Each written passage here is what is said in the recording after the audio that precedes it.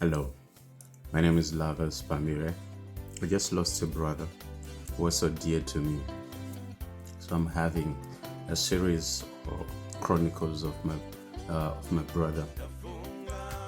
So it's about the passing on of my brother. I've come to learn a lot, to realize a lot.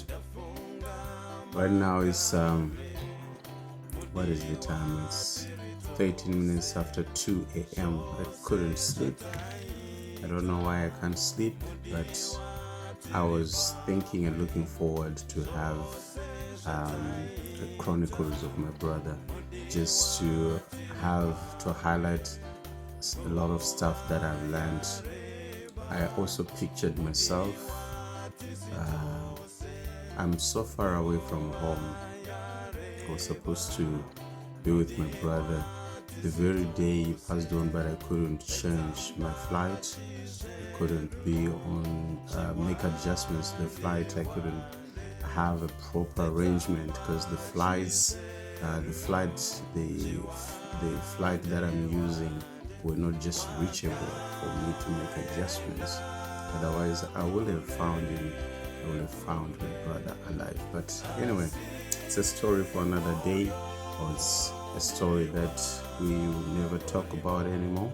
But anyway, I've learned a lot during these days, during these times of the passing on of my brother. And I've come to realize that it's so easy to die, because when I left Zimbabwe 2022, he was very strong and fit, and I would talk to him and call him, and he was just fine. But just things escalated from September of 2023 to until his demise in September of 2024, which is today is the 18th. So he passed on the 15th of September, and in the evening, after we had just on the 14th of September rather, after we had just celebrated the birthday of my daughter, firstborn, Shalom, who turned 15. So now a lot unfolded, and I began to understand and to have a lot of questions and to observe a lot of things happening. And of course, as somebody who's in the diaspora, everyone will be like looking forward to what are you going to do? Is he on the police? Was he on the police? If not, what are you going to do?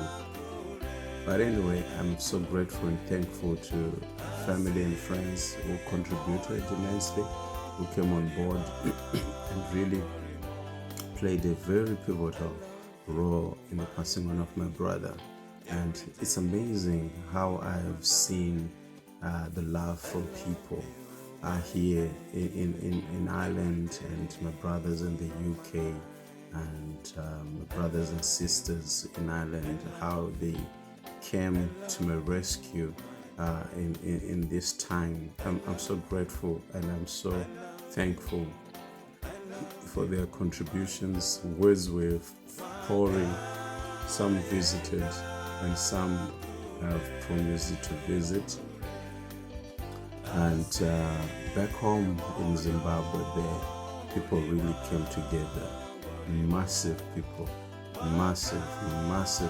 came together, and they contributed, and they made the send of my brother a memorial and in a very impactful way. And I'm so grateful, and I thank all those people who gathered to give a good send-off to my brother. May God in heaven sincerely bless you. From the bottom of my heart, I'm grateful and I'm thankful for everything that you have done. And you may not only do this to my brother, what you've done to my brother, do this to all the people who might fall into same situations or even some other situations, because we are not alone. I've learned and understood that I'm not alone, and I wasn't alone. And I'm so grateful. So I've learned a lot, and I'll be unfolding the things that I've learned.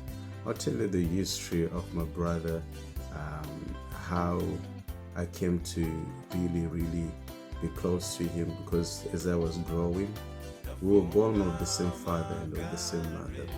But because of the circumstances and situations we were brought in, there was a bit of a distance initially, but we became closer and closer and closer and closer. And his passing on is such a huge loss and huge blow, because he was my father, typically, because I lost my biological father before I was born. So he was the present living father that I had.